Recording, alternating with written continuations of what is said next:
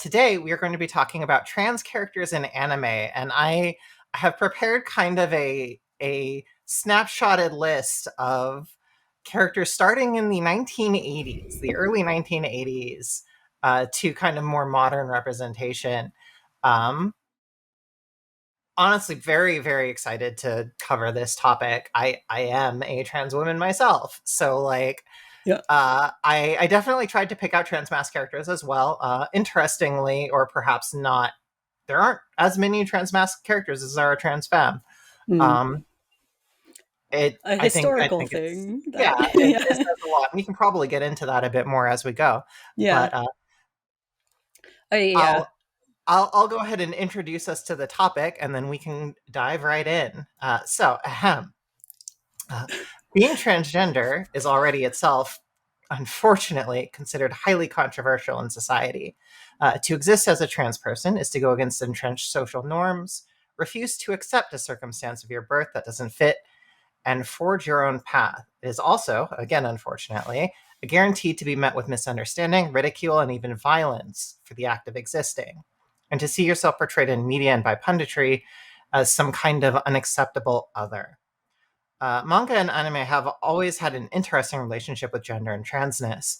It's often mined aspects of trans and gender nonconforming experiences for comedy or for character quirks. But yet, the medium's also given us a wide array of interesting and nuanced interpretations of trans people. In an era that saw the final joke of a comedy movie to be a group of men collectively vomiting at the revelation that a woman in it was trans, some anime were giving us surprisingly thoughtful or sympathetic takes on trans characters, or cross-dressers as they were often portrayed. While the language and expression may not always match, trans characters or characters who are gender nonconforming in ways that make a trans reading inevitable have been a staple of manga and anime for a long time. Today, we wanted to look at a few notable examples and see how these characters have changed and evolved, and in some instances, transcended the narratives one finds in American media. And to start with that, we are actually going to first get into cross dressing. This is an important aspect to address, I think, because in anime, a lot of times you will have this character. Usually, it's a mab assigned male at birth who is like perfectly passing as a woman, often like voiced by a cis woman, Hmm. and is just like a cross dresser, or like they have some trauma and now they dress like a woman. And fandom, of course, and you see it a lot in the Western fandom, are always like, "Oh, this isn't trans. This is just a cross dresser." I'll let you kind of get into this first Yeah. before I start ranting. Right. Uh, Yeah. There rants will be had, and so yeah, I'll finish a bit of my introduction first, and clearly stating that I'm a cisgender woman. uh, and this is not my area of expertise, but I've been in Japan for quite a while and have done Japanese media stuff, so that's sort of my background to this. But that idea of a crossdresser. First of all, I would like all of these people to explain what they think crossdresser means in comparison to trans. Define your terms if you want to be like, oh, it's just cross-dressing. Or they may even draw on their knowledge of Japanese history or what they think they have to be like, that's just a normal thing that's done in Japan. Like, going back to kabuki and everything else, but it's a lot more complicated than that. So at the foundation of like Japanese mythology and even the introduction of Buddhism, the idea of gender fluidity goes all the way back in Japan. It's not new and not rigid. And those categories don't show up until like the idea of male and female as being a binary doesn't really show up until like the 1860s here. So that's a relatively recent thing. And so understanding cross dressing versus transgender is going to be complicated. And bringing a Western perspective to that is not going to help because this isn't a Western country and this isn't Western history or culture. So, yeah, I don't know if there's anything you wanted me to specifically focus on, but no, honestly, that was great because that gave yeah. us a good. I wanted to point out too, like, especially in the West, how we tend to define cross-dressing. Like, cross-dressing, typically as it's done, is either just trans expression. Mm, Like, I, as a transgender woman, was assigned male at birth. I take hormones. I dress and present myself in a certain way. I've spent a lot of money on vocal training so that I can present my voice in a way that is considered feminine. Um, that's not cheap, by the way. We'll get into this later. Like, yeah. this is something someone does for fun. Yeah. Like, I would You don't love just to have decide. my thousands of dollars back that I had to spend on, like, getting Yeah. laser shot into my face and learning how to speak properly, as it were. But that is not the world that I live in. Yeah. Uh, but also, something, and I know Japan has a culture of this too, is drag performance, Oh yeah. um, which you see that a lot in the US. Um, and again, that's performance, right? Like, you Yeah. mentioned kabuki earlier, and I'm glad you did, because like that too is performance. Yeah. Takarazuka, for example, is kind of the other side of that, where the Takarazuka troops are all women, Hmm. but the women portray the men, just like as in kabuki, the men would portray the women, which, by the way, also happened in Shakespearean era Yeah. in Europe. Yeah. So like gender as performance and performance of other gender has long-standing traditions. Yeah. Um, And not a and clear association with sexual identity or mhm, even personal identity. That's where it gets complicated. There were no hard and fast rules for even mhm, kabuki, where a lot of those men were still considered men. They were just beautiful women for their work. mhm. And they lived a variety of lives, and all of it was accepted. Edo period, gay as hell. They didn't care. It was fully allowed to just, as long as you didn't hurt anyone or go against the government, you were free to live a variety of identities all at the same time if you wanted to. So, yeah. Yeah, and from what I do know of the modern Takarazuka, of which I'm like kind of an like long range fan of, like, I really really want to like see some of their shows in Japan because they sound fascinating. Um, but like it's kind of the same thing, right? Like, these are actors; Hmm. they are performing a role.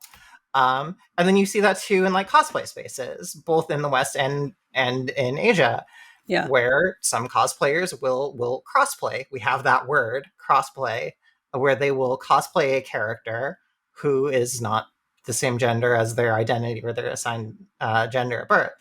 Um, some will do it as a gag. Like, I have seen like the burliest, most bearded dudes put on frilly toho dresses Yeah. and like kind of bro around conventions, and honestly, like, they're having a great time. Yeah. I've seen some women do like very very accurate male characters, and like they'll bind for it, and they'll Hmm. like use makeup to make their face look more masculine.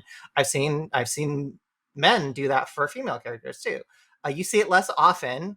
Socially it's less acceptable, but I have seen it. um Oh, yeah. and then of course with like drag performance, like, that's been unfortunately newly controversial, but that's been a thing for a long time. Oh, Like, yeah. RuPaul still airs on TV. Yeah. Like, Yeah. Social drag queens are a phenomenon. thing. Drag kings are a thing Oh, of women yeah. who do like, and drag performance is very different from like theater performance or cosplay performance. Yeah. Like, there's that attitude and all of that. Yeah. There is a difference even here. I kind of get the sense that there's a big difference between stuff like kabuki, traditional theater, and some of those roles that have been around since deep in history. And drag here is a more recent phenomenon coming with like US occupation and contact and Mhm. developing with the internet. And it's here an extension, I believe, of like LGBTQ community more specifically gay community, Mm-hmm. and not an extension of kabuki or that element of Japanese culture. And that honestly follows pretty closely, I would say, with the US, in that the drag is not only gay men, but it has a Hmm. very strong association with gay men, Yeah. in no small part because it was kind of built up around gay men. Uh, Interestingly, too, I know several trans women who entered the community as believing they were gay men getting into drag Yeah. and then later transitioning. So, like, drag, especially, is generally very much a queer art form, but it is, again, it is a performance. Yeah. Um, Yeah. a drag queen does not tend to live her life like that normally. Yeah, they here too. There's some famous drag queens like on TV, all of the ads. I see Matsuko Deluxe everywhere. Just everywhere. But I'll have to look that one up Yeah. since I'm sure it's Matsuko, like fascinating to see the different yeah. takes. Matsuko is probably the most famous drag queen here. And yeah, doesn't doesn't think of themselves as a man, as a woman. Mhm. Like, it's drag, it's performance, it's a character, even if it's a very important character to him. Like, that's, I'd say, the most famous everyday representation of drag community in life. But yeah, performance, career, entertainment. And I do think that's something important to consider for things like anime and manga, but we can get back to that. Definitely. Yeah. And that's the thing too. Like, I there are actually some instances of characters who might fall more into the performance. There are definitely some characters here who you're not quite sure where the author was going with this. Yeah. Uh, Like, but what are you doing right now? do you know what you're doing? We'll talk about Nuriko a bit later. Yeah.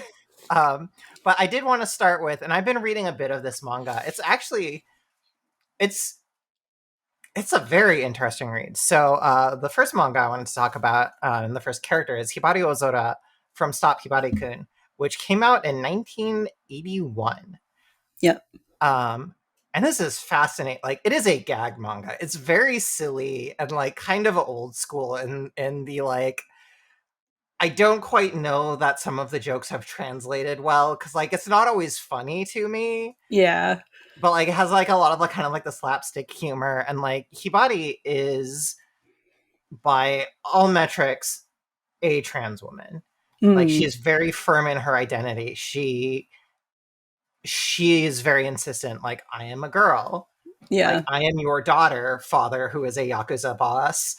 Um, and she dresses femme. She's very like frustrated by the fact that she doesn't have breasts. Um, Mm. she's flirty. She's very outgoing. At school, she is completely like passing. Um, like, everyone at school thinks she's a girl. One of the early subplots is like, because like the setup of Sapiware-kun is like the main character's mother dies, so he's left alone, and she tells him to go to seek help with this Yakuza boss who she had a romance with but ended up not choosing. Mm. Um, and so the Yakuza boss takes him in, has four daughters, although introduces them as three daughters and a son. Um, and Hibari, I believe she is the second youngest, so kind of one of the two middle children. Um, is presenting femme, and that's kind of the joke, right? It's like, wait, you're a boy? How can that be? Yeah. Insert laugh track here. But it's not really judgy, or like, a lot of times, like, it's the people who are being being contrary about Hibari's identity that are the ones who get their comeuppance. Mm. it Yeah. helps that Hibari is also like absurdly manga strong and like Yeah. can in a fight demolish anyone else in the series easily. Yeah. But yeah, um, I in some ways I'm not surprised. 1980s by that time in Japan, like the public and not even just niche discussion of things like trans identity and experience wasn't new. Like that really blossomed in the 1950s after the war and after the imperial government kind of went, you know, bottom up. But like, Right, yeah.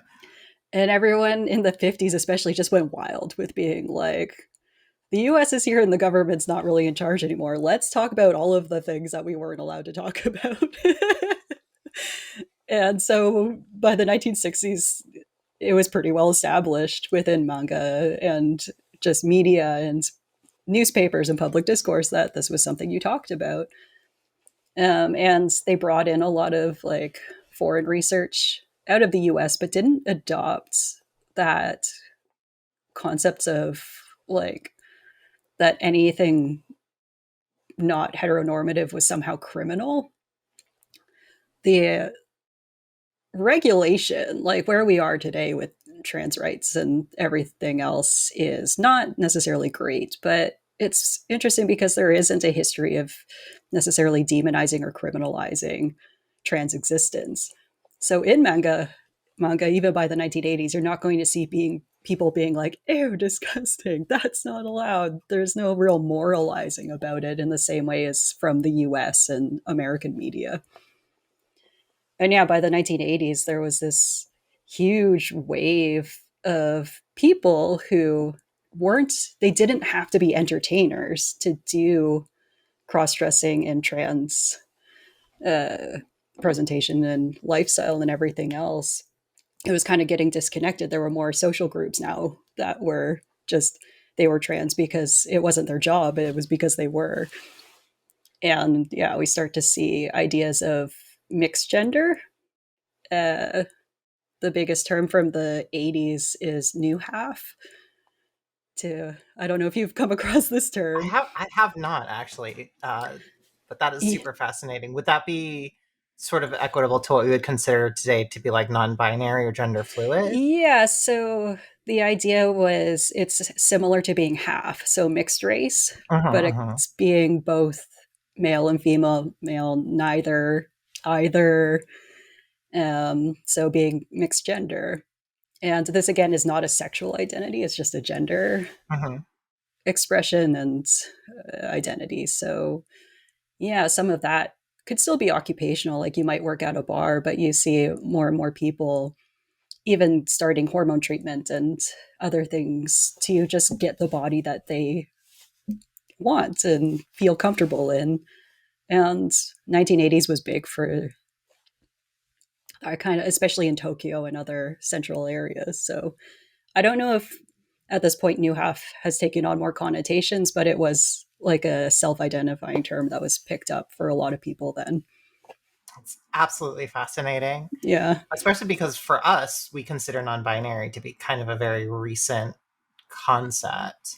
Mm. Um, but seeing it in the 80s, and this is something I like to remind people, like medical transitioning, the modern medical transitioning was developed in the 1930s.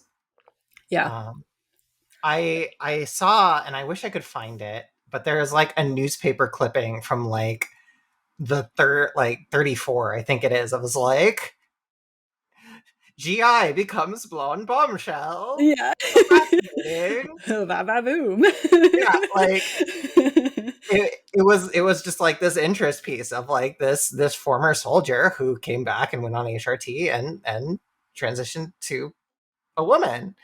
Yeah. Um, And I think 1950s, there are some already famous actual sex reassignment mhm, celebrities, not just performing as men or women, but actually recognized as being mhm. what we would consider now to be trans in the like legal medical sense that gets, kind of shoved onto people. But yeah, 1950s. fully down. They were super popular and famous, and it contributed to that wider discussion of like, oh, this is a thing. People Yeah, do this. right. Yeah. And And like, kind of always has been. I yeah. appreciated earlier when you were talking about like historically, like these concepts are not Oh yeah. new. If the gods, like if the kami and deities are representations of people and the world around us, we see so many kami that just fluidly go back and forth or in between our concepts of gender all the time, just whenever it suits their purposes or the story. So like we have that foundation. It's not like a, oh, this developed in the 2000s with the internet, that kind of Right. thing. I feel It's, like even like the Greek gods had that going on oh too. yeah. Oh Like, yeah. The gods don't give a shit. oh, absolutely not. They're gods. Why would they care? Yeah, and so why should we care? But yeah, all that to say, I'm not surprised that 1980s manga and anime and everything else are already fully on board and being nuanced and not just like the, oh my god, I kissed a man by accident, that kind of. It does have plenty of that. Of course, yeah. Hibari is very aggressive and is like very much crushing on the main character and trying to get romantic with him, and he's very Yeah, like yeah, against it while also being very protective of her. right. I do know I hadn't gotten there. I was trying to read through it, and it was a hard read, not because it was uncomfortable, but just because it kind of bored me. Yeah, Um, a that's different fair. era, right? So like it Yeah, doesn't quite match my sensibilities for what I'm looking for. yeah, But I had just reading some like synopses and discussions. Apparently, a trans man who is undergoing HRT does show up later in the series. And part of the arc of the manga is Hibari's family just kind of learning to accept that it's like, no, like this is who she is. yeah. And I think that's beautiful, That's honestly. I nice, wish we could get more of this in modern times, but we live right? in hell Yeah, right now. So, yeah. There is. We were talking just a bit. There is quite a bit of manga, especially that is aimed at trying to mhm, teach the wider population here in Japan about trans existence and experience. And it's all supposed to contribute to fighting for better rights and everything else. But yeah, I feel like that's stuff that people have to seek out. mhm. Whereas what we're talking about or what the manga that you've listed for us here in the anime are very much the not intending to see a trans story, but here you go anyways. Yeah, this is like everything I picked is some degree of mainstream. Yeah. Um because like for this, that's what I wanted to talk about. It's like what is the average consumer seeing? Because like Yeah. I can pick up She Loves to Cook, She Loves to Eat, which is this beautiful sapphic story about two kind of older sapphic women coming together over like one of them just loves cooking huge elaborate meals but can't eat them all, and then one of them being like kind of more physically oriented, has a healthy appetite, has kind of a lot of food related trauma of like being the girl growing up and like Mm, literally being denied food so that it was given to her brother instead. right. So like she's something of a voracious eater because like growing up she never could. So it's Yeah. kind of like for her making up for lost time.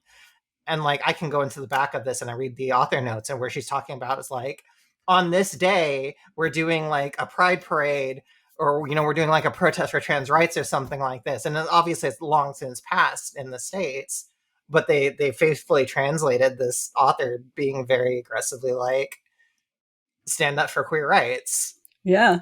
um but again, like that is like very niche. Like this is a Yuri manga, which is already like Yeah. that will be another episode entirely. Yeah. Yeah, and Yuri.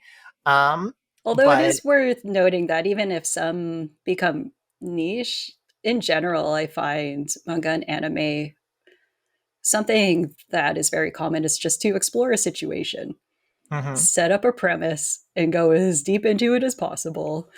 And even with something goofy like the manga we were just talking about, it feels like sort of a what if scenario, and then let's see Yeah, where this goes. yeah, absolutely.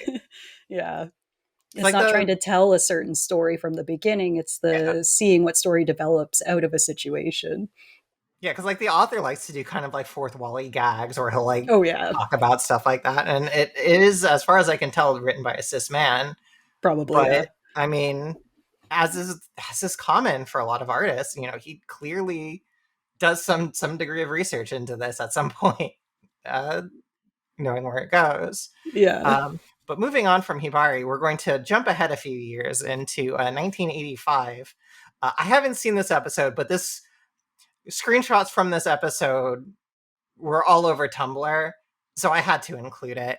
And that is Dirty Pair, specifically the one episode they have with a transgender woman, where the premise from like the synopses and the screenshots I've seen are a trans woman has fallen in love with the wealthy heir of like a some kind of like big business, rich kid.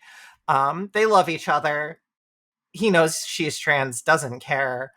His father knows she's trans, knew of her before, and is very violently, literally violently, this is Dirty Pair. It's kind of like Sexy Girls and Guns, Right.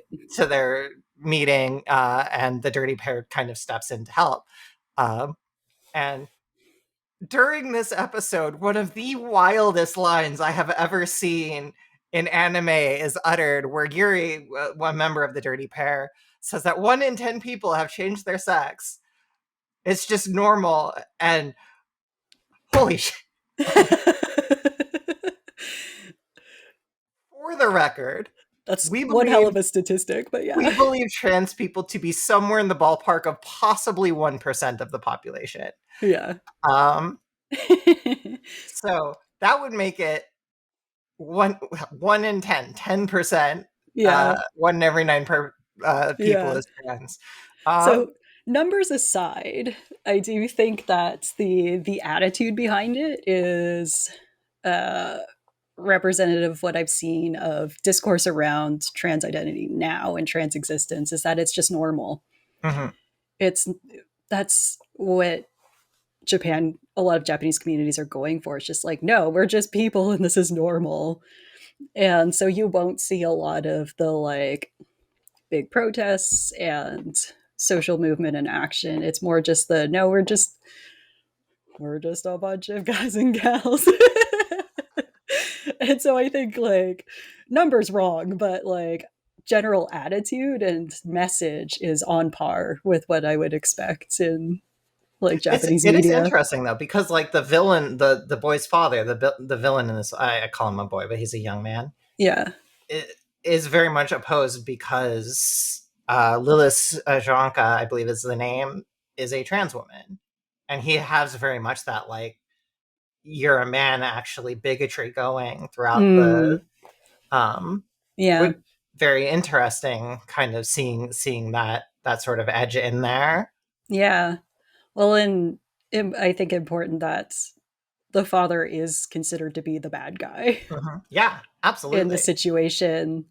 And even like with that history of kabuki and even just performative cross dressing and everything else, and however that aligns with identity and sexuality, that it was always acceptable to be attracted, especially for women to be attracted to men who regularly in kabuki play women.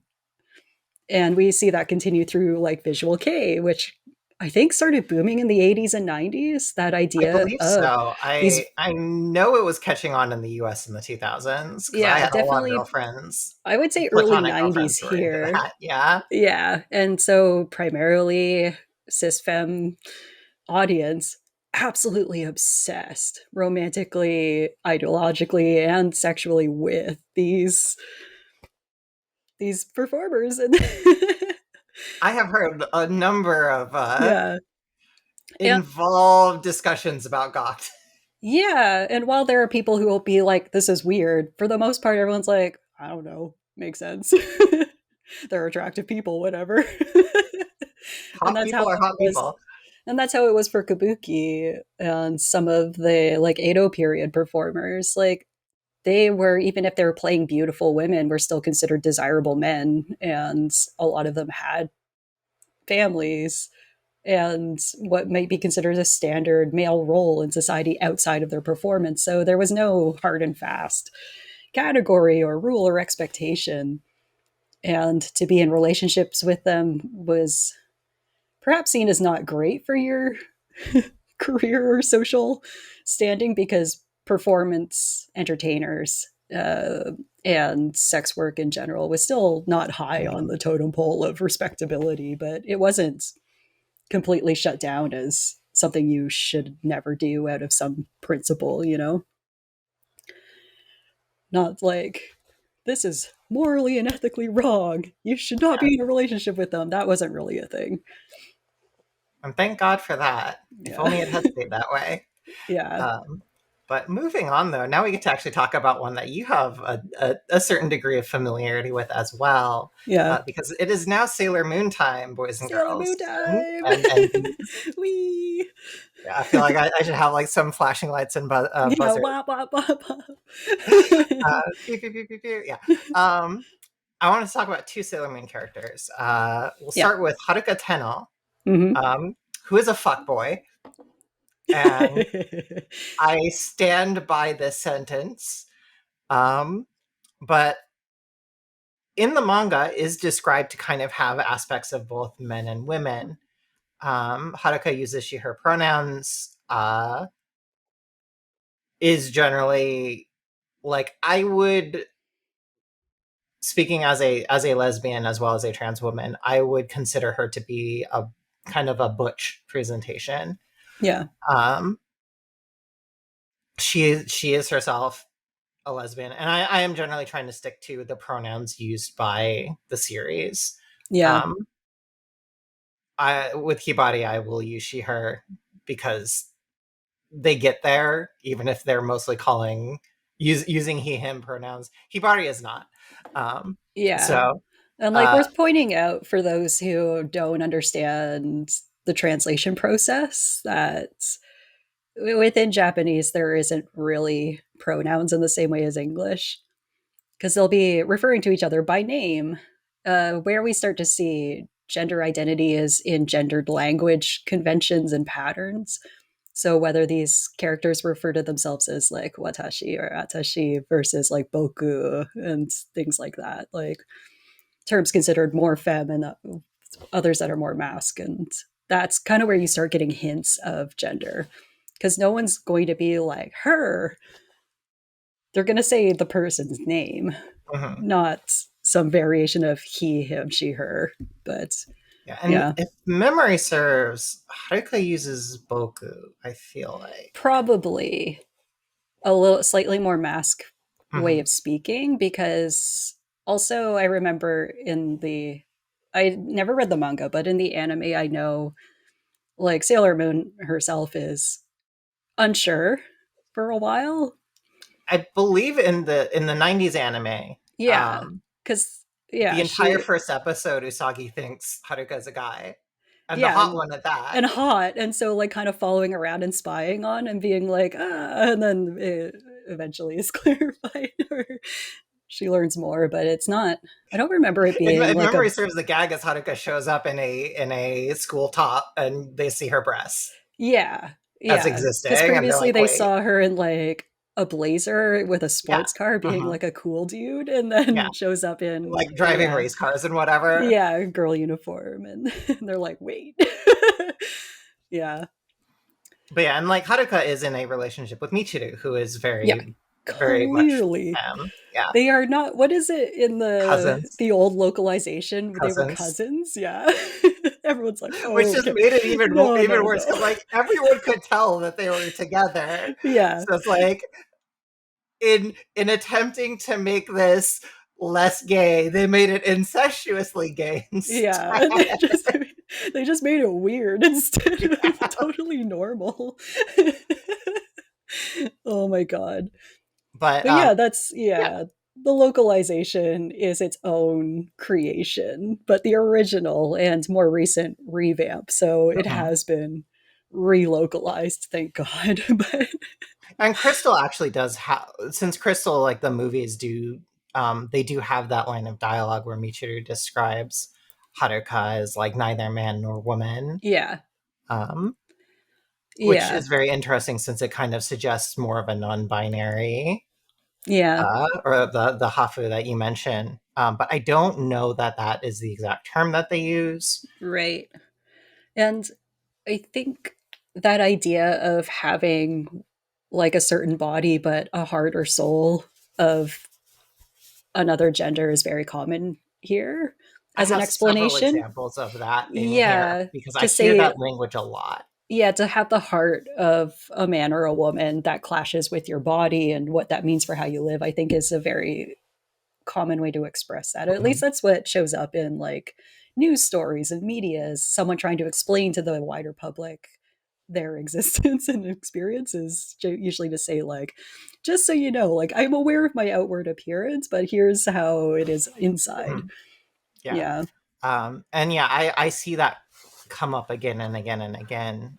yeah, So like it's a very recognizable language. Like obviously there are Western fans who will still deny it because they're transphobic dipshits. But like whenever I see this phrase show up in anime or manga, like to me, it's pretty clear this person is trans. yeah, yeah.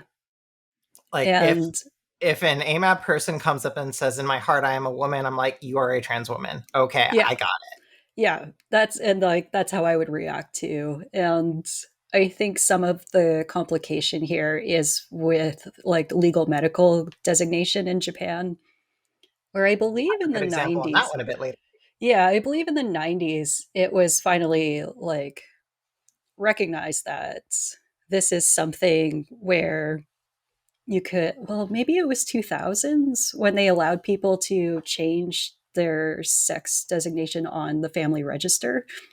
I didn't use this as an example because it's a bit more Mm. of a niche, but I did read a manga called The Bride is a Boy, Oh where it's yeah. a semi autobiographical. We were kind of talking about it a bit before we started recording, but she talks about a bit about the process because like she goes Yeah. to Thailand for her surgeries. Yeah. Um, and some of it she doesn't talk about, but like I read some background where like they had like genital examinations, Yeah. which is like So that's still, horrific and yeah, then like, super invasive. and still, so this is a good time to maybe point out the current state of uh, what's happening in Japan, where it's actually in flux right now. If you watch the news, 2023, the Supreme Court here ruled that it is unconstitutional to demand sex change surgery in order to be recognized as a different gender or sex, both legally and medically. But they haven't yet changed the process where you had to have surgery. Someone then had to inspect your genitals to see if they matched what is expected of a standard sex, quote unquote standard. Mm-hmm. Um, And that sounds and very exclusionary to trans masks too, oh because yeah, like, and like you couldn't have a prior yeah, relationship, you couldn't be married and oh, then be Jesus. transitioning into what would be considered a homosexual relationship. And there's still a lot of regulations or a lack of regulations to control the workplace and how they actually deal with some of these things. So you can't get your name changed on your diplomas and certificates. And so you're easily outed in the job process, in the hiring process, and they may choose not to hire because of these things. So not great. But in 2003, because it was these prior procedures that I think are rooted in the 90s were considered unconstitutional, starting in 2004, they're apparently reforming, but I haven't seen the current state of what's happening now. All I know is that it is illegal to discriminate in terms of bathrooms. So trans people are free to choose the bathroom that suits them. And workplaces and other like institutions and organizations aren't allowed to force people to do stuff or kick them out or anything like that. But the procedures to be legally recognized as trans and your preferred gender and sex is still, not easy, but I'd say that's pretty true for everywhere. And it has a lot to do with that family register idea and uh, how family register kind of represents traditional family values to conservatives here. And that is something that's hard because it's a largely conservative government in Japan. But yeah, I think I just rambled a little and may have No, gone that's away from the important point. information, especially because one of the characters, my favorite example, so I'm saving her for last, is actually very much portrayed as a trans woman living in modern Oh, Japan. yeah. And you see some of her struggles with that. Yeah. That did bring me back around to why I was saying that.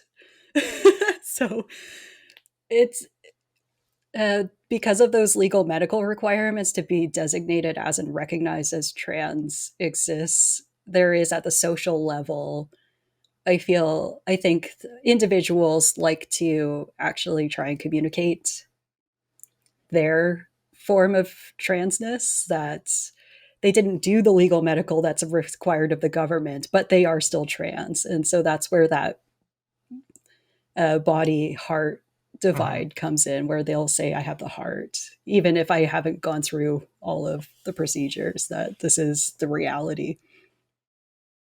And a lot of people don't want to change their bodies, but they're still trans. So that's kind of captured in that wording as well. Yeah, and as should be made abundantly clear, transness does not ever require a medical aspect at all, nor Yep, does it require a presentation aspect. it doesn't. Yeah.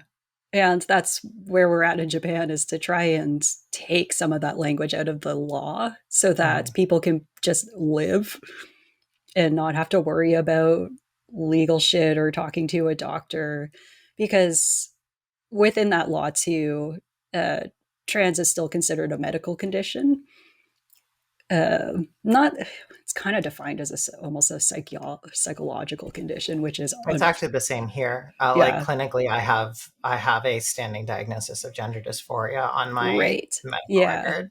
Yeah. And here, I think it's, what is it, gender identity disorder or something like that? Gender dysphoria is the official Yeah. No, in designation. Japan. Oh, and gotcha. Yeah. Which has been heavily criticized and Mhm. rightly so. But yeah, things are moving and people are finding ways to live and communicate. So yeah, seen it in manga and anime. Which, yeah, and you are seeing that. But now we get to talk about Seiya. Uh, from Sailor Starlights. This series they didn't even bother bringing in because in the original '90s anime, they actually physically changed into men when they were adopting their like male idol persona. Okay, yeah. The manga and the movies do seem to make it more of a we are just dressing and presenting as Hmm. because so the Sailor Starlights are looking for their princess. It's this big war with Sailor Galaxia, um, very evil, but you end up seeing them fighting other senshi from different solar systems that Galaxia has kind of conquered and pressed into her service. So the Starlights are searching for their princess, and Cole kind of immediately, it appears, just goes to the idea of let's become a boy band, then we'll find our princess, Because that's how that works. which is just the most cisgendered thing that someone can do. What's the Just manliest thing you could think of? right, Let's yeah. be a boy band. Yeah. Which, But in Japan, like idol system, that's the best way to get someone's attention. right, but like there are girl idols too. Like specifically, Saya just comes in there and is like, "Let's be boys." It's Hey like, guys, good I for have you, an hon. idea. Good for you. But yeah, so the Starfighter, the Sailor Starfighters disguise, or in the anime, which was helmed by Ikuhara, the creator of Revolutionary Girl Utena. Ikuhara's career is interesting. That could be a whole episode unto Yeah. itself. Um, you have Ko, who like develops a relationship with Usagi, Sailor Moon, because Mamoru is dead, and she doesn't know, or like I think in the manga, like she saw it and then she like trauma blocked it out of her head. So like as far as she's concerned, he's off in America, He and went not to the writing farm. and not writing her back. But like in actuality, Sailor Galaxia just like dissolved him right in front of her, and her mind just like Whoa. shut down. Yeah. Um, so like she kind of starts this sort of kind of building relationship with Seiya very much presenting as a man for Mm. this.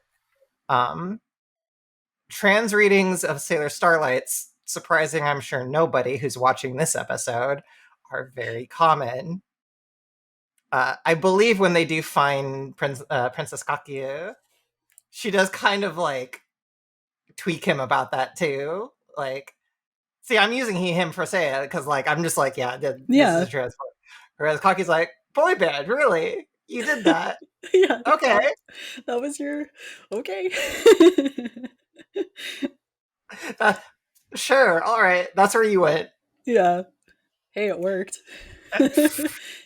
It did work, although I think Kaku gets killed and all the Starlights get like everyone gets killed in the last season, and then Sailor Moon reses them. It's Yeah, you like know. that. That's the thing. Sailor Moon escalates. It's Yeah, worth noting that a lot of these things that in North America in particular were kind of promoted as for children and younger audiences. Japan makes no such distinction within manga and anime. So wild stuff happens for all ages. And oftentimes a series will age with its original audience. So yeah, this next level stuff is pretty on par. mhm. Yeah. Yeah. Sailor Moon's original run was 1991 to 97. I believe that was the manga. With the anime, I feel like came out in kind of the later 90s, like mid to late 90s. Mm. And the anime was long. Like the anime had a lot of like extra filler and stuff like Oh that. yeah. Some of which is like honestly phenomenal. Like some of the best episodes are what would be considered filler in Yeah. modern parlance. Like the truly phenomenal episode where everyone's getting their pure heart stolen except for Minako. Yeah. And she's getting kind of nervous about that until someone actually comes and steals her pure heart, and she just like goes nuts, like as ecstatic as she is that she too is a pure-hearted Yeah. maiden. Which, Like, oh, thank God, but also give it back. yes, yeah. But yeah, Sailor Moon certainly goes places. And speaking of going places, now is the Yeah. time to talk about Nuriko from Fushigi Yugi. And this is one I Um, don't really know at all. yeah, So, Nuriko yeah. is very interesting. So first, let's talk about Yuwatase. Yuwatase came out as X-Gender in 2019. Mm. So as I'm discussing this, let's just keep this in mind. According to her editor, she still uses she, her pronouns, but for her identity, she is X-Gender, which from what I was seeing is a way to address or way to describe non-binary. Yeah, as well as intersex. Okay. So I forget their name. The mangaka I know who uses the term X gender is specifically intersex, Okay. and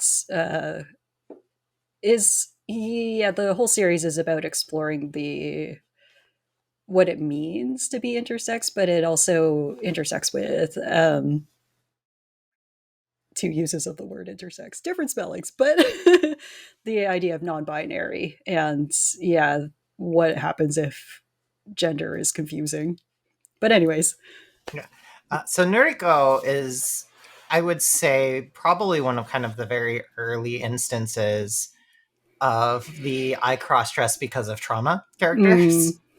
Um, which is that in anywhere just a recognized thing? I've Like, never heard of that in reality yeah, I ever, but it know. shows up in anime and manga all the time. Yeah.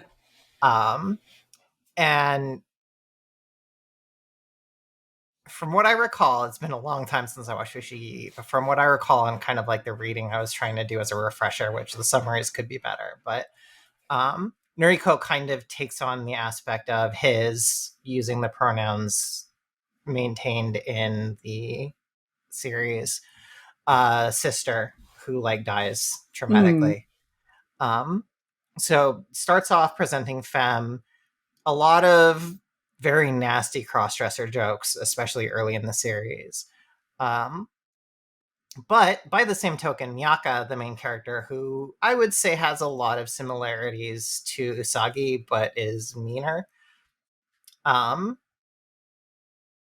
does have some signs of accepting Nuriko as like a woman for certain things. Like they kind of have this sort of gal pal dynamic that develops, and it's very lovely. But kind of Nuriko's journey of self actualization tends to like he becomes more mask again as he becomes more self actualized, and then he dies because like most of the cast in Fushigi Yugi die. right. Um, Also the butt of a lot of gay jokes Right. because Nuriko is very clearly attracted to Hotohori, the beautiful prince voiced by Takehito Koyasu. Um, Also, interestingly, uh, Hotohori marries a cis woman who looks exactly like Nuriko. Okay. And also, Lots because going on Hotohori there. also dies, um, there is an OVA where they are reincarnated, and Nuriko reincarnates as a cis girl Huh. who is crushing on the reincarnation of Hotohori, but shenanigans ensue, and Nuriko returns to kind of his body and form as they're fighting. You know, like it's an OVA. These Yeah. things happen. Um, Initially, you do see the language of "I have the heart of a woman."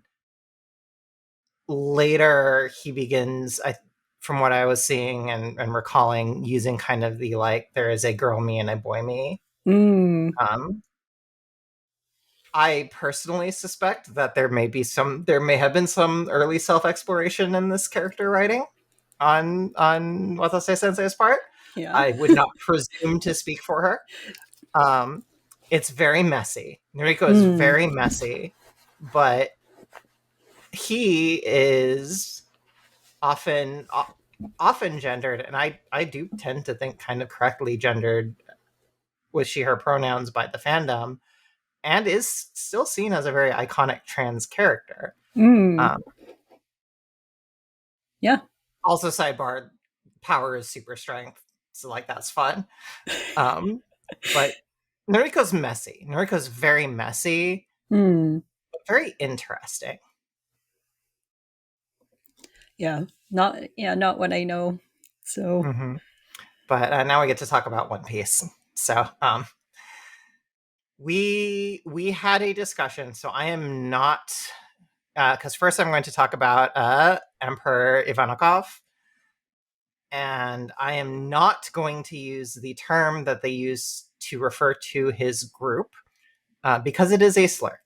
mhm. And we discussed this prior. I will not be using it, but Yeah. um, it's bad. Like this is Yeah. very bad. Yeah. Emperor And Ivankov is introduced. I'll just do a quick clarification, Yes. also without using the term, that if you are familiar with the term in Japanese, then you will know that some people choose to use it, and that's their that's their thing. But in general, if it's being used by someone outside of the community or not uh, identifying as trans, then it's usually derogatory.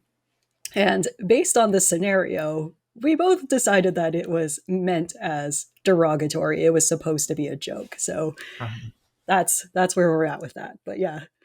Um, for those who need a comparison, the slur that begins with an F Mm, in English, if you were to hear a gay man call himself that, he's allowed to do that. totally You okay. are not. Yeah. I would never call another gay person that. Yep. You can self-identify that for yourself, and that is about it. Yeah. Don't ever call someone else that. Yeah. Anyway, Exactly. moving on from that. I'm just gonna dive right in. Okay, Yeah, go for so it. Emperor Ivankov has a special fruit that gives him control over hormones, and he uses it to trans people's gender during combat just because. And is a very kind of. He and his crew is the term that I will use here. Are very much kind of the stereotype of like these big burly bearded men in dresses. It is not good. It is very not good. Also uses the hormone power to save Luffy from this horrible death poison by shaving 10 years off his life. So like that also happens. But Hormones don't how? really do that, but That go just off, sounds, I yeah. guess. That sounds like the plot line got away from them and they're like, we need a solution. And we're like, I don't know. Hormones. Hormones will fix this. Um but also icing on the cake is Sanji, who is the worst, and I stand by that. Don't at me. Basically his entire training arc in the time skip is running away from the Emperor and his crew. Intentionally using that term. Yeah. So basically it's like, yeah, Sanji's training arc is I spent a few years running away from gay people on an island, and now I can use hockey. So cool. But like dichotomy is everything, and we love character growth here. So in the much later Wano arc, which is kind of a fantasy Japan, we have two excellent trans characters.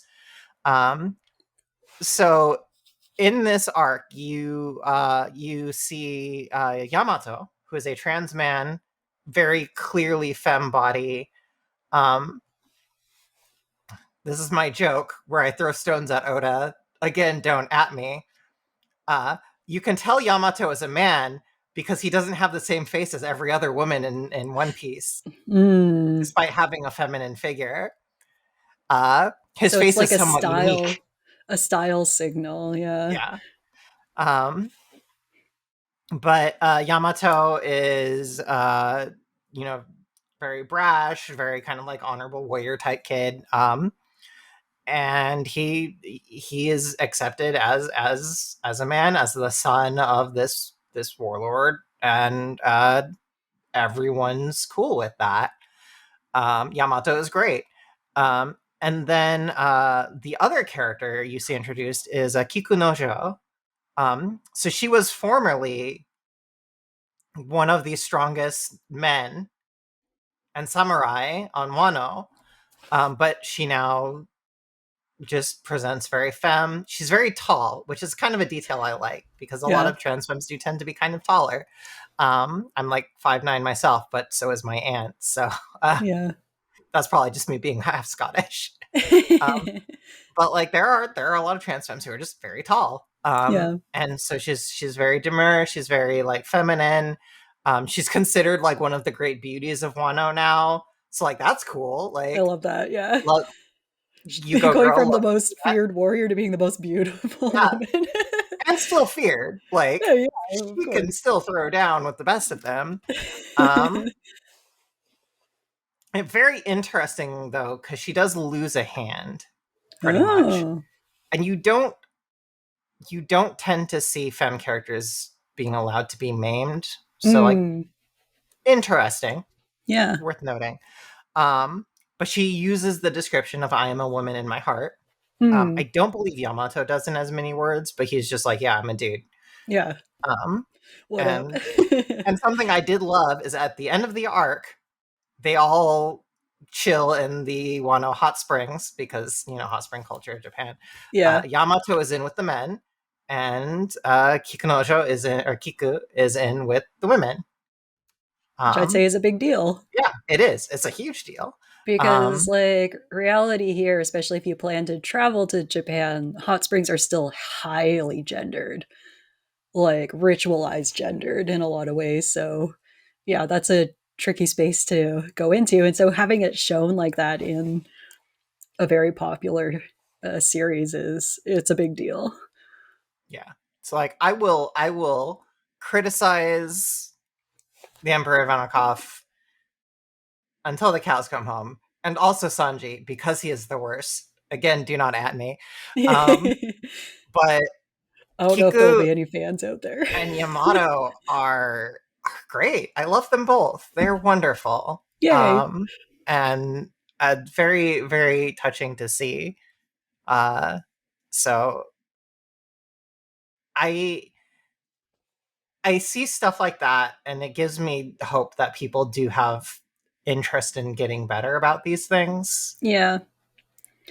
There was some survey done, but it was pretty focused on the workplace and not social situations, but you could extrapolate. I think it's from like 2017, so it might be out of date at this point, but they were showing that overall there's an increase in both recognition and understanding. And a lot of people who are cis and straight will say they have queer friends, which Mhm. is not probably the case in earlier times. But I saw one that was neat where a lot of people said there were still people who said they don't understand and wouldn't trust working with a trans person. But there were just as many people who said they wouldn't trust or understand someone who doesn't even have queer friends. Like, if you don't have any queer friends, like, what kind of person are you? What's wrong with you? Why don't queer people like you? I found that very interesting, and that was I across ages. I fucking love that. Yeah, Honestly, so, like that is great. and this is something that I would summarize for Japan. There's always hope at like the individual level, even if the government level is bullshit and there are loud, angry, gross people online. We're even seeing that in the U.S. Yeah, It's very scary right now because there is a very strong movement to demonize us. yeah. The Um, most vocal are usually the most troubling. And that's just something to keep in mind for Japan as well. That, yeah, there's a difference between the media and then lived reality. And it's always going to be more complicated than yeah. either present. So, Yeah, yeah. like I had like a bit of a trauma response when I was reading Hibari-kun, for example, because Mm, Hibari is so athletic and talented. You see her competing with girls and just like field activities and just like cleaning up. And like I yeah. had this like panic moment of like, no, no, no, no, no, no, Yeah. because like trans women in sports being assumed to be so dominant that they're pushing Yeah. they're pushing Yeah. cis women out of trophies and Yeah. stuff has become such a demonizing narrative that I have Yeah. this like immediate like Yeah. seizing up when I see something like that. You Whereas just in don't want any of the examples or anything resembling that being out in the world because you don't know what it'll do, yeah, especially in this current environment. So, yeah. but good on you, Oda. Yeah. I'm very happy to see the improvement. It Sanji got still better. sucks. It was, it's such a long series. So you would hope that It's some so long. progress would happen. It's really funny though. I love Sanji in the live action because uh, Tess Skylar is actually charming. right. So like But he doesn't the, come off as like this weird incel pervert. He's just like it's like yeah, I have a bit of a Spanish accent and I'm gonna speak sexy at you now. like, yeah, I'm like that's I better got than into the source guys, but material. like I like seeing like actual like Sanji being believably charming Mm, and then seeing actual Sanji. yeah. The character The as live was action one can written. say. Yeah. Uh, but next up is my Genshiken rant. Yeah, go for it. I don't know So this one. Genshiken was one of my favorite series in college. It follows it's superbly written. Um, Genshiken. I'm gonna pull this up because I this will mean more to you than to me. Uh, but it is short for a extended name of like kind of a combination of like manga anime um club that kind of forms up in college. Uh, Oh yeah. Gendai Shikaku Bunka Kenkyukai, the Society for the Study of Modern Visual Culture, Yeah. is the original like club name. So this starts kind of following a sort of unassuming like otaku kid who's finally in college and is like, I'm going to join an anime club, and he ends up in this kind of smaller like weird club that's sort of like kind of beefing with the anime and the manga club, but kind of Yeah. not, and like More like visual artsy. yeah, like just like these guys have like politics and stuff like that. So he ends up joining this club. And it follows a lot of like major characters throughout the course of it. Like the first season follows Kanji Sasahara, this guy, um, and Saki Kaskabe, who ends up hooking up with her childhood friend who's like super hot, and she's kind of like the gyaru type of Oh, like very okay, yeah. fashionable, very confident. Um, Shibuya. Yeah. and it turns out that he's just this massive nerd. Like he's just this huge otaku. And like he's like super floaty and like just really nice and whatever, but he's also just like this turbo nerd who's like unbeatable in fighting games.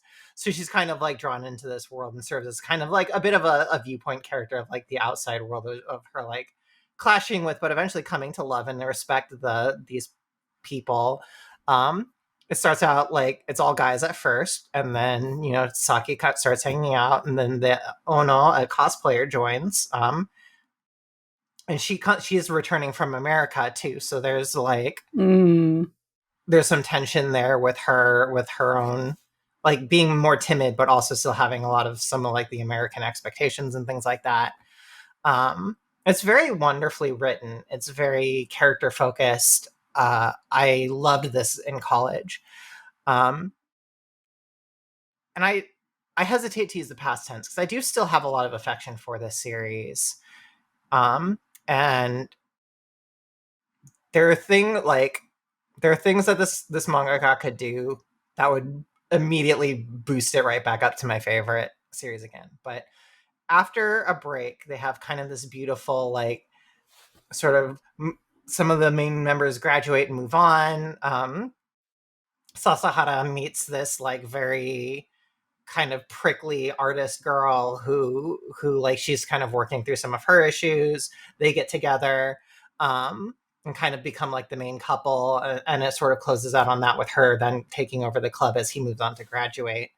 And then in because there was a break, and then in 2016, because the original run was 2002, so like right when Mm. I was in college, right? So like this is the perfect time. He starts another series, Nidaime, the second season, with Ogiwe, the girlfriend, Sasara's girlfriend, who is kind of becoming a professional mangaka and also helping run the club and stuff like that. And it shows the club dynamic starting to change, where it's more women than men, and kind of more of like the fujoshi, the women who are into boys love, Mm. and stuff like that. And a beautiful young lady named Hato walks in the door, and she's very into yaoi.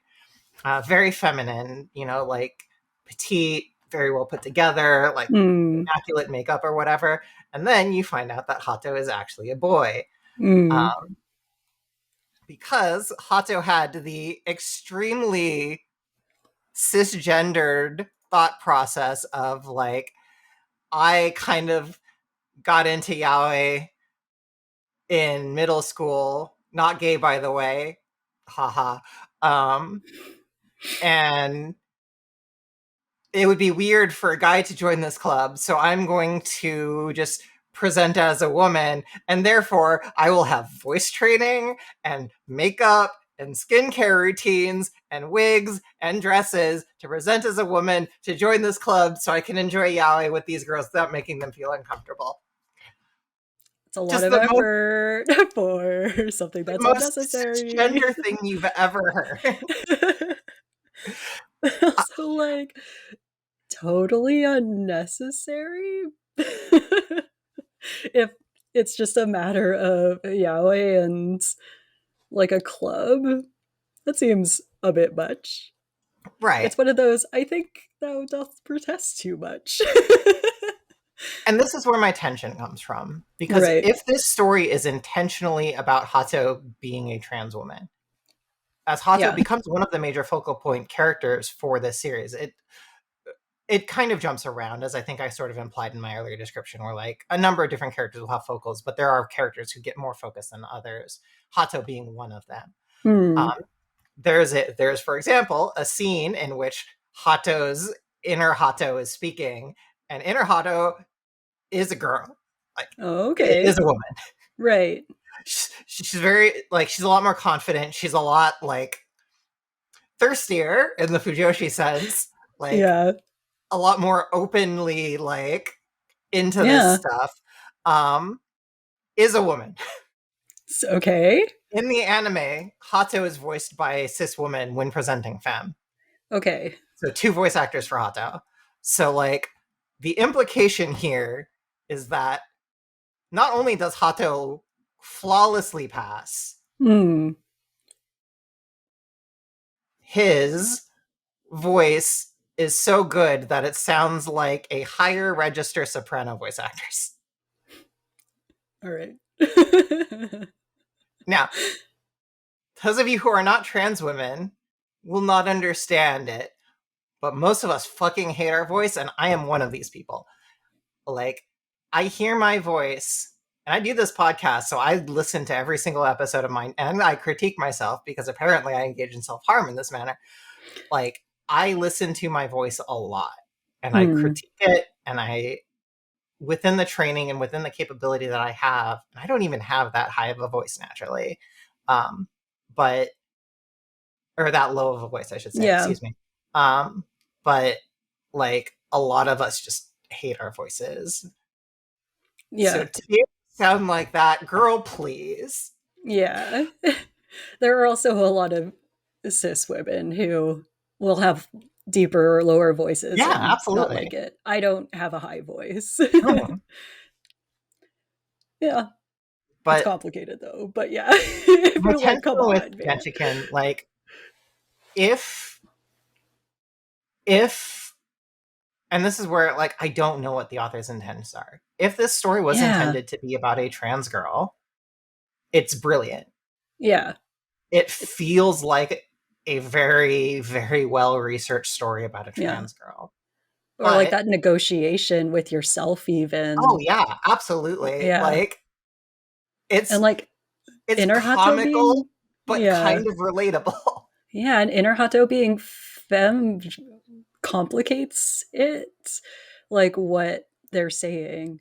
At first, I was like, oh, I don't like this story that suggests that trans women are just pretending so that they can get into femme spaces because we don't need that No, we in this don't. world. But But now, especially yeah, it's because it's like a complicated. consideration thing, right? It's like Yeah, the I don't feel like I belong here, so I yeah, will change myself to be someone who will fit into this space. yeah. Um and like they talk about like the because Hato will present as masked during classes Okay. and is registered as Kenjiro Hato in school. Mm, Um, and they like have a big section about like figuring out how which like just assume giant quotation marks I put on here. I'm yeah. using the pronouns of the manga, even though I Mm, highly disagree with that. Um, but like figuring out the logistics of how he's going to change and like mm, be able to change into Hato the girl and join the club. Because like for the most part, the club people are like, okay, cool, yeah, sure. If this is how you want to do it, that's fine. There is some tension with one of the members. She gets a bit bigoted about it, but generally, this story does show her to be in the wrong for this. mm, So like we're stacking evidence on evidence on evidence, and she is actually the one who they have a party at her home, and she tells her mom because Hato asks like, "Did you tell your folks about me?" And she says, "Yeah, I told them that one of our girls is a boy with the heart of a woman." And then Hato replies, and this is where like my rage kicked in because I wasn't out to myself yet, but like yeah. timeline wise, this was very close to when I did come out myself. So, like, I'm screaming in my head at this because Hato says, well, that's not really true. And I'm like, I cannot read the intentionality here. Yeah. And that bothers me. Yeah. Because if this is a trans story, it is beautiful. Yeah. Like, and it feel my wife generally is of the opinion that that was the story he was trying to tell. The mangaka was, but Mm. didn't feel like either an editorial choice or his own choice that he could like outright state it. And I think there is a lot of evidence to support that. Yeah. Hato actually has a romance with one of the guys, and that's a whole thing too. Because he's one of the older members of the club, and he ends up working nearby, so he ends up hanging out there, and he he ends up with like 3 girls after him, and it's like cool. Um, but I did know cis straight girls who were actually into this character when the original college thing was airing. So I'm like, this is kind of believable to me, oddly enough. Like Yeah. some girls like the kind of like aggressively confident nerdy boy. And he does grow as a character, so like I don't hate it. Yeah. Um, but he is at the point where he's like, I am I'm not opposed to dating you. He does not choose Hato in the end. Mm. But the way he says is like, I'm not opposed to dating you because you're a guy, but you are a mess and you do need to figure your stuff out. It's like that feels like evidence. Yeah. And in the epilogue chapters, you see Hato continuing to present as femme. Yeah. You also learn that Hato kind of modeled the femme persona after his sister-in-law, who kind of got him into yaoi in the first place. And like they kind of have a heart to heart about, and she's like, shit, did I do this to you? I really messed you up, didn't I? And like they kind of, it's a very ambivalent conversation. Mm. Um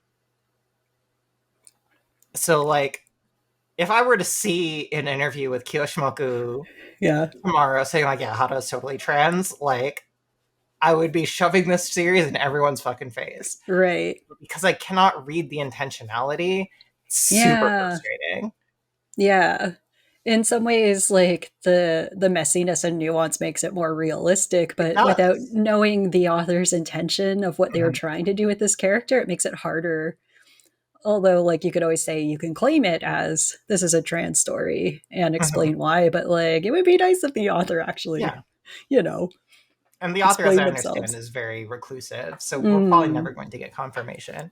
yeah. I do, by and large, believe that it is a trans story, and Yeah. even if it wasn't intended that way, it somehow ended up kind of perfectly encapsulating the trans experience to a scary degree. Yeah.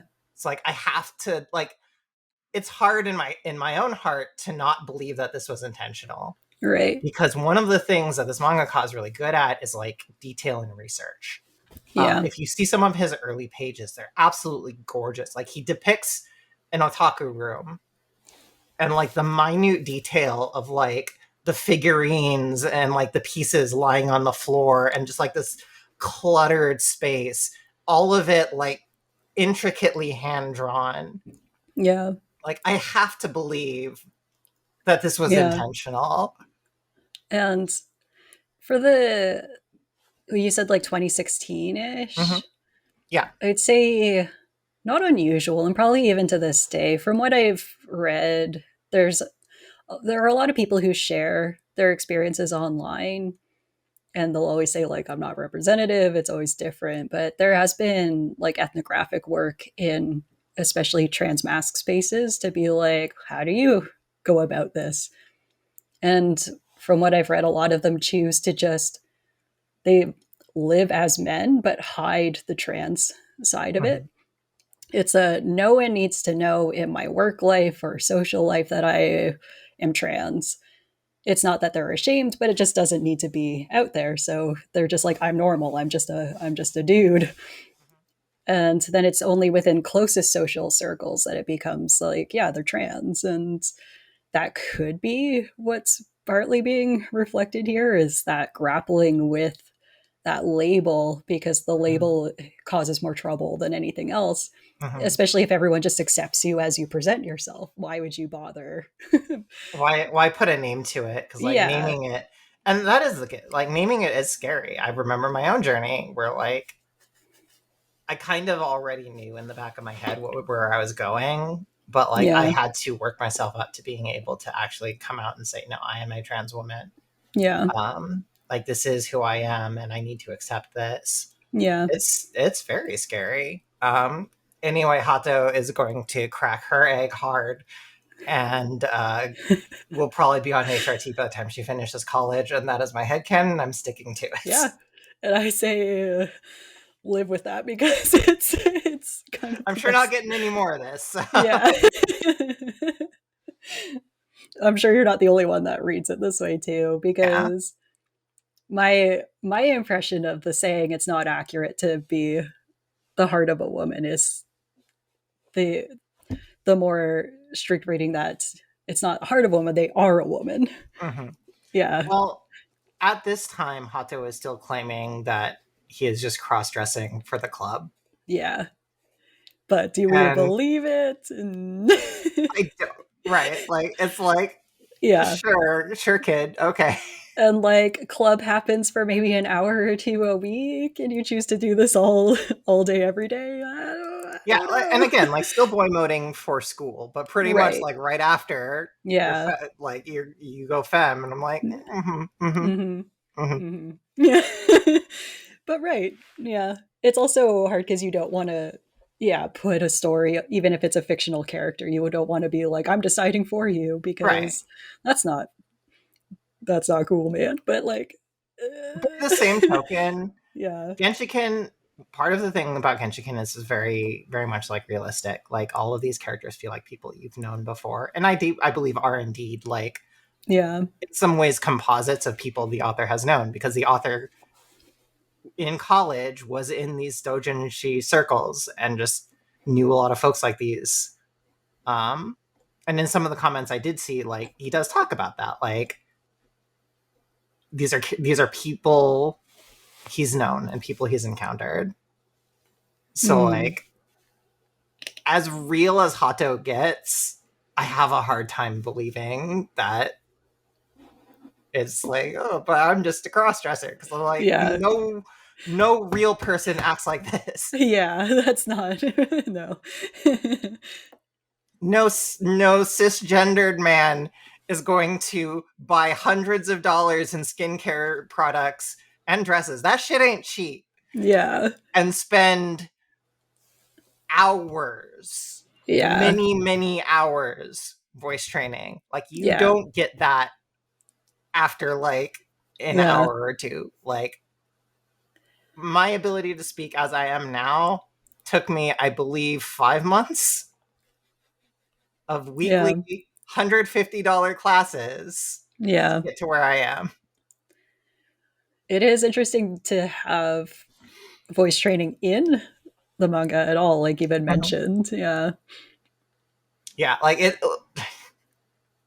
Yeah, you understand my frustration here. Yeah. Yeah. At a certain point, it's just like hand waving, like, yeah. Come on, yeah. Come on.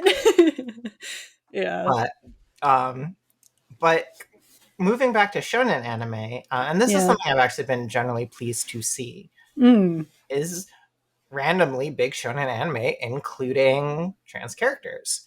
Yeah. Um, I have praise and critique for My Hero Academia. Um, Also, My Hero Academia has Mineta, one of the worst characters ever made, God. But also considered to be the worst by all of the other characters in the product. So, and the entire fandom. yeah, he's meant to be the worst. Yeah, but it doesn't always read that way. That's true. Yeah. Like the author seems to have a certain fondness for Mineta, Yeah. whereas everyone, like a lot of the readers, want Mineta to die in a fire. Yeah.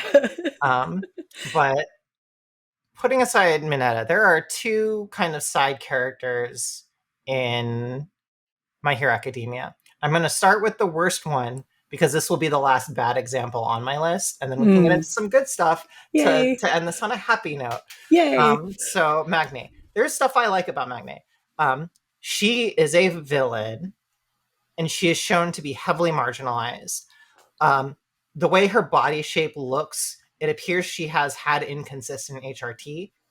Mm. So her body kind of exists in sort of this middle area. She exists on the margins. Her being a villain is part of this, in that she does not fit into the standard hero society.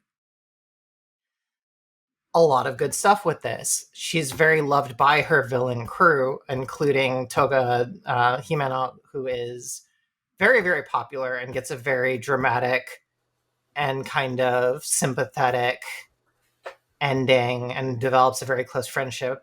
Some often claim very sapphic relationship with Uraraka, who I think does actually eventually end up with Deku, in like the epilogue, whatever. But like they're very close. Uh, Himeno Togo is very, very insistent about proper gendering, and since she is a knife yandere, like that carries a certain degree of weight. Mm. Um, Yandere, for those who for whatever reason aren't pickled in anime tropes and are watching this. Hi, I'm not sure why Hi. you're here, but I'm glad you're here.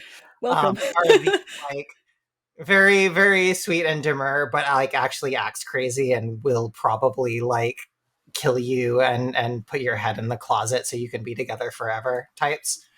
Um, anyway, Yeah. there's a lot of really interesting things by Magne, and then she just gets killed very unceremoniously by one of the big bads of a certain arc. Hmm. Like very brutally too. Like his whole thing is he can disassemble and reassemble stuff, so he just like explodes her entire top half. Um, and the villain, of course, refers to her with male pronouns. Toga is very, very, very close to just stabbing him a lot. But they eventually reach a detente and whatever. But Toga like basically backstabs this man at every possible opportunity and carries a very deep and understandable grudge. Mm.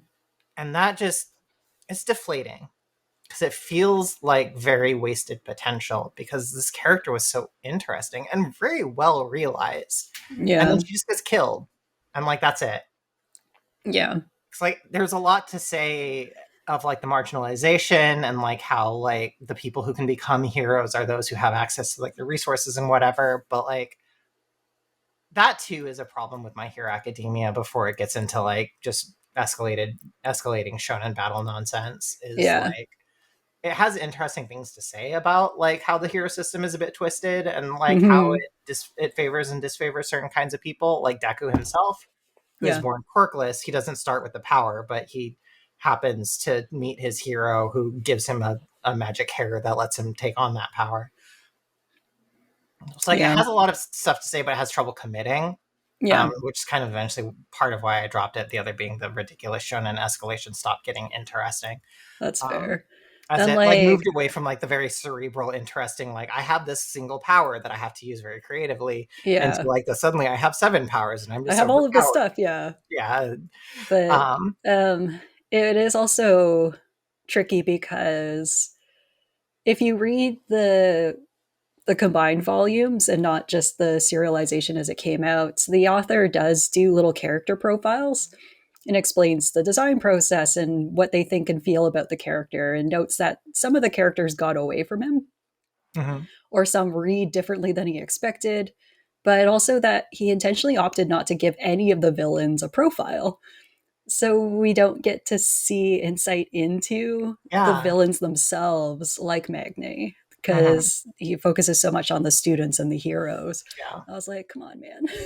You need to explain some of these because the villains can be incredibly complex. And super interesting, right? Yeah. Like it's just it feels like so much wasted potential. But now we're gonna Yeah. get into Tiger, who is the best. Oh my god, Tiger. Yeah. I This is one of my favorite trans like media stories ever. It Yeah. rules, honestly. So Tiger is part of what was at the time thought to be an all-girl group, Yeah. the Wild Wild Pussycats, I think it is. So they have this like cute cat theming. Tiger is a trans man, so Tiger transitioned, but is still going with the theme and the team. Like they put it together. All Like in. they probably spent money on the copyright, whatever, on the uniforms. So Tiger is this ripped ass trans dude, Huge. absolutely huge, but still sporting like the cutesy like cat paws and stuff like that. And honestly, just incredible. 10 out of 10, no notes. Yeah. Like Tiger is the best. Yeah. I love him. And he gets a profile because he's a hero. He's a hero, yeah. They allude to him going to Thailand, which is a euphemism for getting gender reassignment surgery. Yeah. Which indeed, by the backstory, that would make sense. He would have to have an upper mastectomy, breast reduction to be ripped in the way that he is. Yeah. I don't think we see him shirtless, so I don't know if he was actually depicted with the scars, but yeah, I don't think so, but yeah. I assume not, because that would have been all over the internet. Yeah. But yeah. Yeah, because trans mass people who have to have breast removal, who don't get to go on hormone blocker or puberty blockers and whatever, there are very distinctive scars in kind of the underside of your chest. Yeah. Which you see a lot in kind of like more affirming and transcentric art these days, which I love to see. Yeah. Still, though, Tiger is the best. I love that, and I just wish that Magne had gotten similar treatment, because like there's such interesting things, and it just ends so abruptly. And especially if the character is done in the story, there's no reason you can't go and explain what you were doing. Yeah. Yeah. So disappointment, but like My Hero Academia is huge, right? And it's huge. Is huge. Like Vigilantes it's everywhere is airing here now. Yeah. So like having these two trans characters exist and generally being good. Like for my criticism of the wasted potential for Magne, everything about Magne as existed when she was alive was great. Yeah. It's more about what happened in the series rather than the character. Yeah. Yeah. No, it's huge. Mm-hmm. Yeah, I'm not really watching Vigilantes. I kind of burned out on it. Pretty hardcore. Fair. Yeah. But I still haven't gotten all the way through My Hero Academia, but I don't know if I ever will. Like, yeah, it kind of bounced off the anime too when it kind of started getting more like power escalation-y. Also, I was mad that they like. I'm not gonna spoil this one, but they killed off a bunch of characters in a big incident, including some kind of side characters who I like really like, and I'm just like, oh, I guess she's dead now. Yeah, okay, cool. It was like for me with Jujutsu Kaisen, I was just like, what the fuck just happened? And then I just kind of anime. Yeah, it do be like that. It do be like that. But now we're kind of getting into some of the some ongoing, some not, but some finished. I get to talk about one of my favorite edutainment series ever. Have you seen Heaven's Design Team? I have not. You should. Tell me all about it. I think you would enjoy this one. So Heaven's Design Team, the basic plot is a bunch of angels are working as kind of like a dev team for like animals, getting orders from God to make animals, but it's kind of like presented as like coders. Yeah. I love it. One of the characters, Venus, which is a localization, they use kind of Greek gods where they use different names. She, her pronouns, everyone respects them. No physical transition.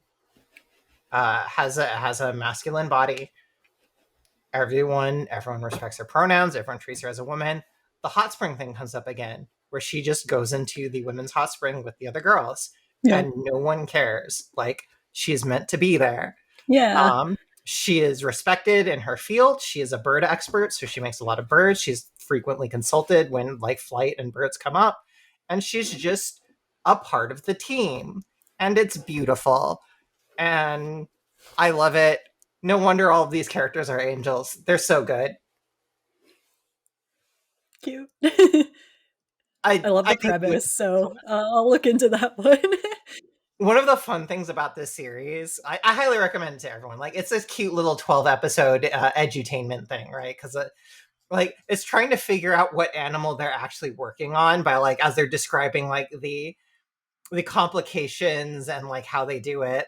There is a penguin episode where you find out about how like the penguin legs are kind of like folded into their bodies and stuff like that. It's very neat. It's delightful. I love it. Yeah, it's great. So that one's manga wise started in 2017. I guess it's still ongoing. So like, great. I'm happy for it. Um, Next, I haven't seen this one, but I would be rightfully crucified if I did not include Lily Hoshikawa from Zombieland Saga. Zombieland Saga is a very raucous, like, zombie idol series where this necromancer keeps resurrecting dead girls to perform in his idol group. Uh, Yeah. You the, know what? the Yeah, the why not? necromancer is this like flashy manager guy voiced by Miyano Mamoru. Um, and also like it's actually like literally a tourism thing for the Saga prefecture. Very irreverent, several rap sequences, as I understand, that are actually very good. But one of the girls, Lily Hoshikawa, is a child actress. Um, I believe she's from like the Showa era, or Showa. Mm. Showa, very recently, like kind of died recently, was a child actress and basically like was presenting as a girl, as a child actress, started developing facial hair and promptly had a heart attack and died. Relatable, to be honest. Oh.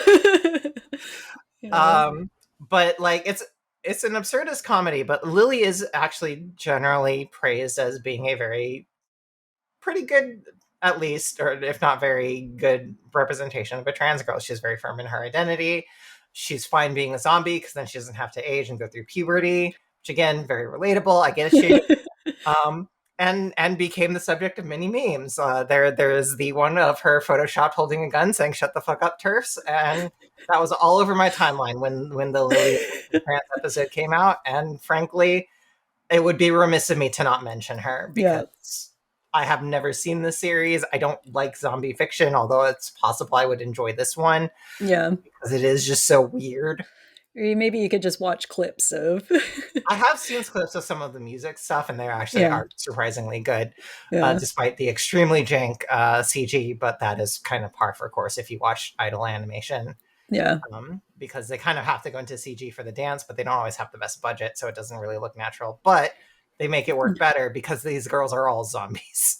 Yeah, that it kind of works in their favor. Yeah. But that is a prelude into my favorite and the final entry, because I talked a lot about how we would be getting to a portrayal of a trans woman existing in kind of the modern Japanese space. Mm. And that is now from Skip and Loafer. I did not expect this character.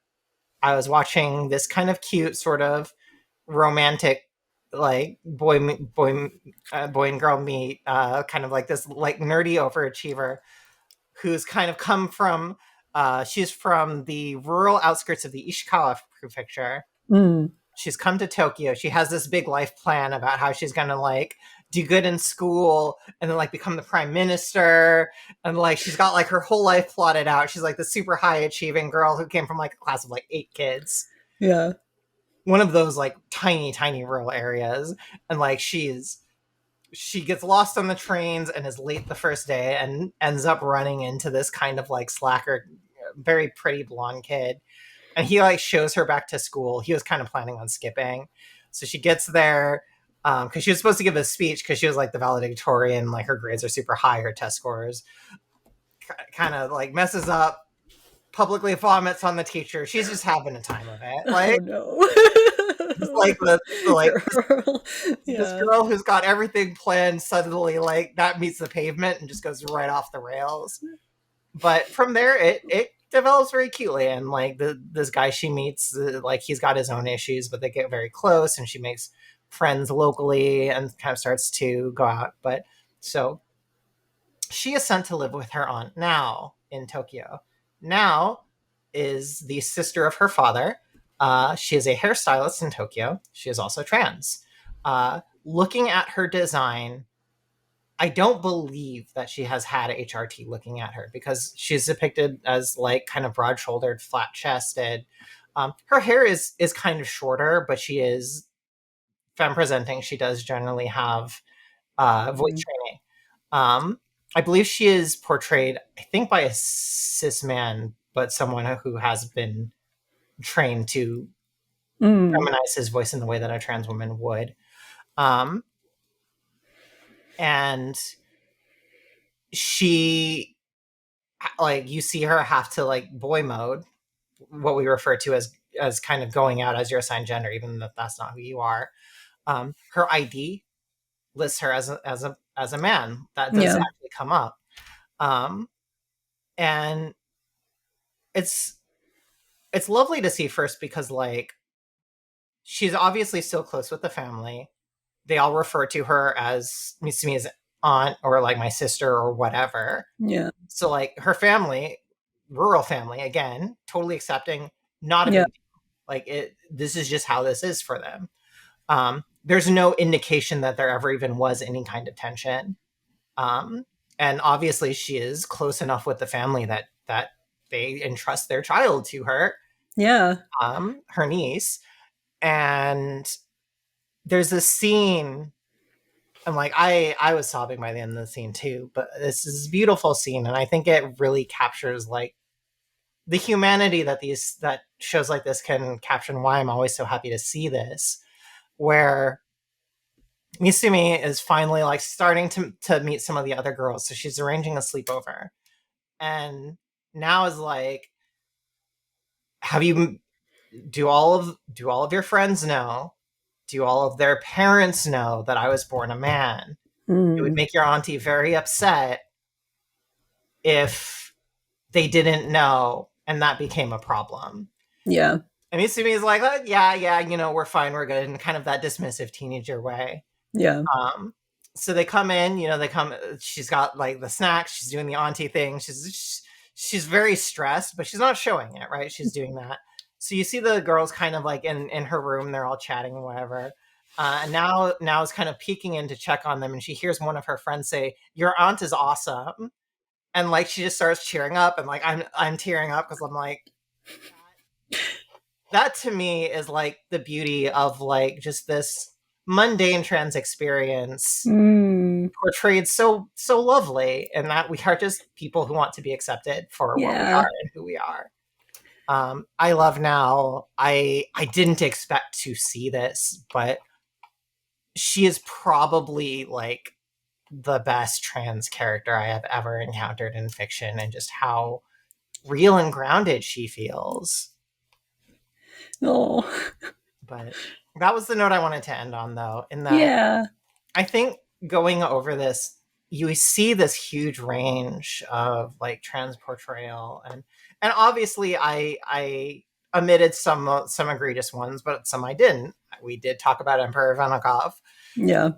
That is that was a very uncomfortable section for me to read. I will say, but there is a lot of thoughtful and very good trans portrayal in these series. It's really nice to see, especially because like you don't get this in American media.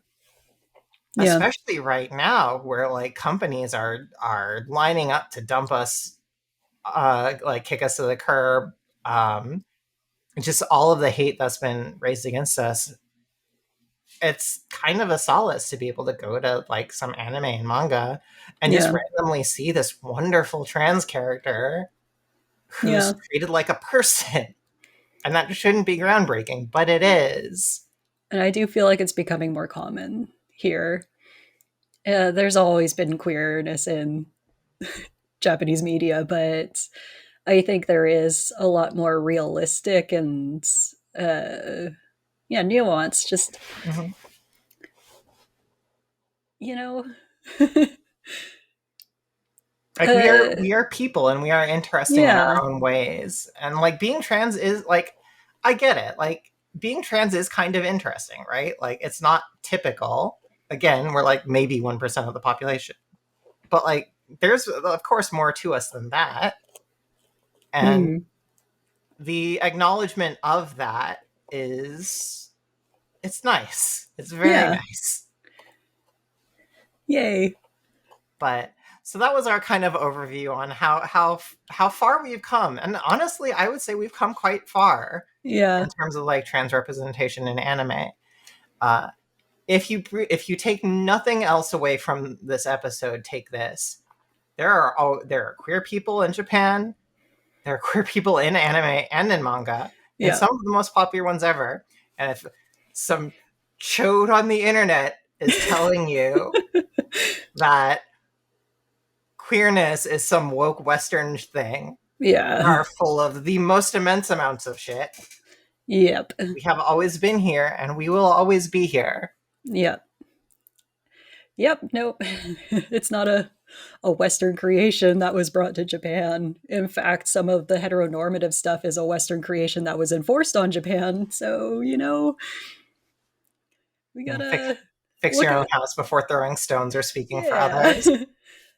And yeah, if you see yourself in a character, don't listen to the internet saying that it's just this or just that to try and explain it away. No, it's why would they know any more than you would? But yeah. I I don't know how my reading of Hato as a trans girl is any less valid than someone Yeah, who's just dismissing her as a cross dresser because exactly. And like we talked about intention of the author and yeah. creators, but ultimately a lot of authors and creators don't want to tell you their Mhm. intention because they want audiences to get Yeah. what they get out of it. And so not to ruin the mystery or the potential impossibility. So there you Mhm. go. Yeah, like and sometimes ambiguity is good, but in this Yeah. particular case, You're like, I no. want give me my confirmation, please. Yeah. I need it. Just say But it. anyway, thank you so much for joining me, especially Oh, like yeah. in the morning for you in Oh, Japan. it's fine. Yeah, I'm glad to be here.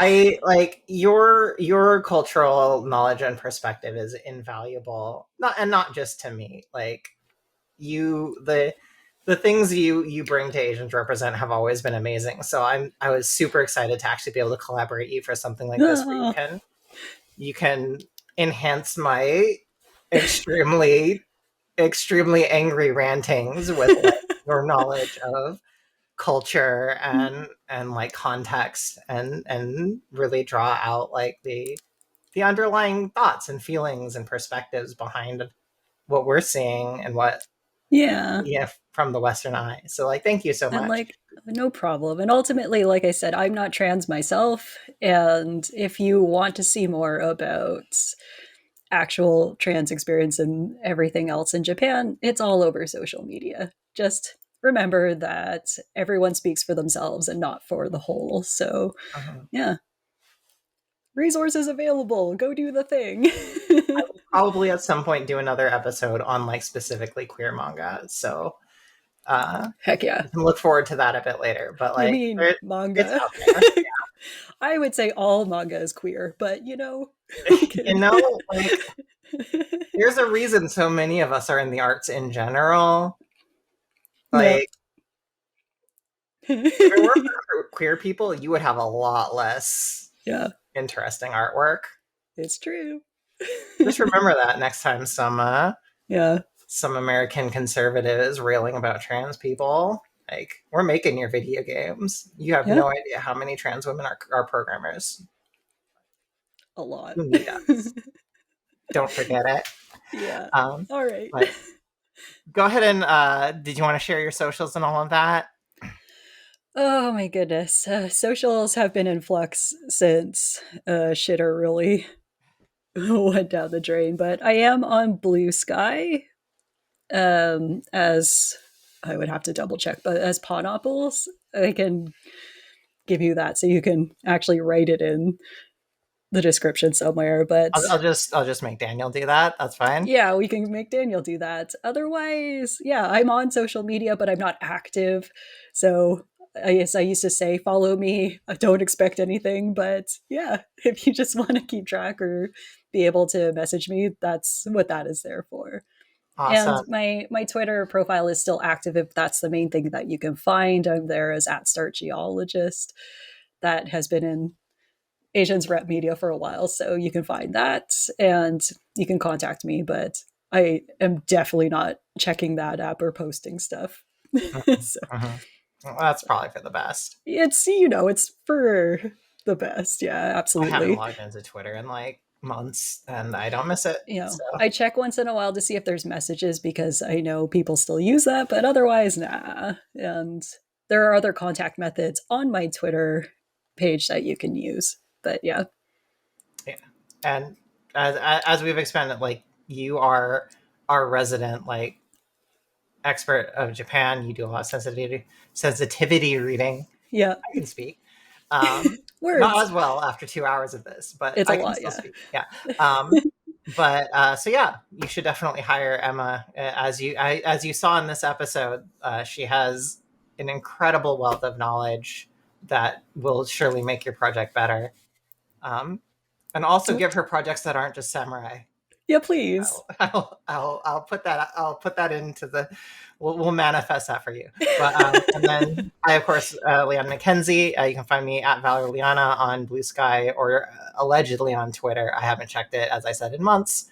Mm, But thank you for joining us for this kind of delve into the various trans characters in anime and manga over the years, and we yeah. will see you next time.